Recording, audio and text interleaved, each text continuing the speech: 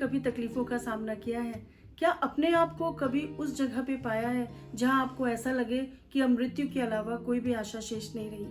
प्रियो, एक जवान स्त्री थी, विधवा थी, पति को खो चुकी थी, अब एक बेटा था। अब ऐसा लग रहा है कि वो मौत और जिंदगी के बीच में संघर्ष कर रहे हैं। कारण ये था कि उस इलाके में भीषण अकाल था।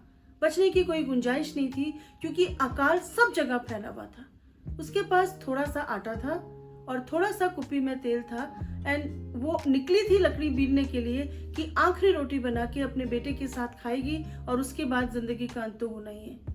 परंतु यहाँ पर एक कहानी में ट्विस्ट आता है। आगे क्या होता है, आइए खुदा के कलाम से देखते हैं। खुदा के कलाम के साथ एक बार फिर से आपको पास्टर ऐना का सलाम। प्रियो, एक परमेश्वर का दास वहां पे प्रकट होता है और उससे बोलता है कि मुझे थोड़ा पानी दे दे और रोटी भी ले आ। ये स्त्री के डेस्परेशन का अंदाजा तो लगाइए, हताशा का अंदाजा तो लगाइए कि ये स्त्री बोल रही है मेरे पास तो थोड़ा सा आटा है और थोड़ा सा कुप्पी में तेल है और मैं बाहर आई हूँ लकड़ी बीनने के लिए कि हम उसको खाएं और उसके बाद मर जाएं। हम रोटी क्यों खाते हैं? पोषण के लिए। परंतु ये स्त्री खा रही है कि इसके बाद वो मर जाएगी। Can you imagine the desperation this women might be facing? परंतु परमेश्वर का दास यहाँ पर अजीब सा कलाम उसके पास लेके आता है और वो कहता है ना तो तेरी कुप्पी का तेल खत्म होगा और ना ही आटा खत्म होगा। लेकिन यहाँ पर एक ट्विस्ट है, एक शर्त है। पहले जाके मेरे लिए रोटी बना, अपने बेटे को खिला देना। क्या ये मैन ऑफ गॉड इनसेंसिटिव था?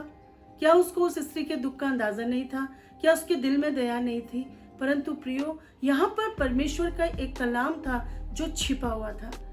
उस स्त्री को जरूरी था कि वो पहले परमेश्वर के राज्य में प्रभु के दास के लिए अपने आप को जो भी वो कर सकती थी वो कार्य को करे। और वो गई और उसने रोटी बनाई और उसने परमेश्वर के दास को दी। वापस आई होगी, अपना डिब्बा खोला होगा और उसमें फिर से आटा था, फिर से तेल था। रोटी बनाई, अपने और अपने बेटे को दी प्रियो। और प्रभु के दास ने कहा जब तक अकाल खत्म नहीं हो जाएगा, बारिश आना शुरू नहीं होगा, तेरी कुप्पी का तेल खत्म नहीं होगा और ना ही डिब्बे का आटा खत्म होगा। What a blessing. हम इस कहानी से क्या सीखते हैं प्रियो? आप अपने आप को इमेजिन कीजिए, क्या इस स्त्री के लिए उस स्ट्रेंजर को, उस अजनबी को खाना पकाकर देना आसान होगा? परंतु यहाँ पर 3 बातें हैं जो मैंने इस वचन के द्वारा सीखी। मैं आपके साथ उन बातों को शेयर करना चाहती हूँ। पहली बात जो मैंने सीखी वो यह है, there is no hopelessness in the Lord. परमेश्वर में निराशा नहीं है। इस स्त्री को लगा मैं जा रही हूँ, अंतिम बार अपने बेटे को मुड़ मुड़ के देख रही होगी, थोड़ा सा मैं लकड़ी बीन लूं, आखिरी रोटी खाएंगे और हम मर जाएंगे। लेकिन प्रियो, उसका अंतिम पोषण परमेश्वर के आशीषों की शुरुआत थी। There is no hopelessness in the Lord. परमेश्वर में निराशा नहीं है।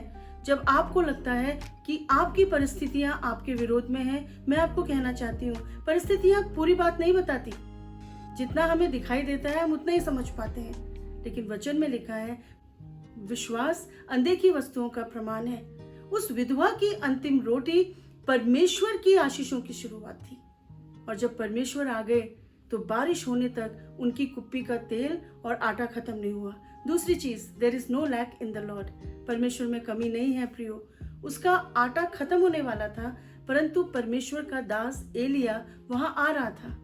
उसकी कुप्पी का तेल खत्म होने वाला था, लेकिन एलिया आ रहा था।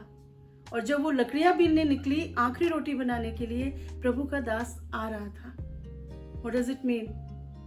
God had already provided for them. प्रभु ने ऑलरेडी उसका प्रबंध किया था। शायद इस दास को उसने पहले कभी नहीं देखा, लेकिन परमेश्वर ने उस दास के द्वारा उस विधवा का प्रबंध किया। तीसरी चीज जो हमने सीखी वो ये है कि there is no lack in the Lord but there are test of faith. विश्वास में हमें बने रहना पड़ता है, परख होती है हमारी, लेकिन प्रभु के राज्य में कमी नहीं है प्रियो। प्रभु कहीं से भी विधवा का प्रबंध कर सकता था, लेकिन परमेश्वर देखना चाहते थे कि क्या ये विधवा प्रतिदिन परमेश्वर की आज्ञा मानेगी, उसकी बातों को समझेगी।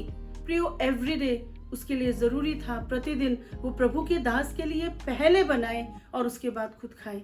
और जब उसने प्रभु के वचन को, प्रभु के दास को पहला स्थान दिया तो क्या हुआ, उसका प्रबंध होता चला गया।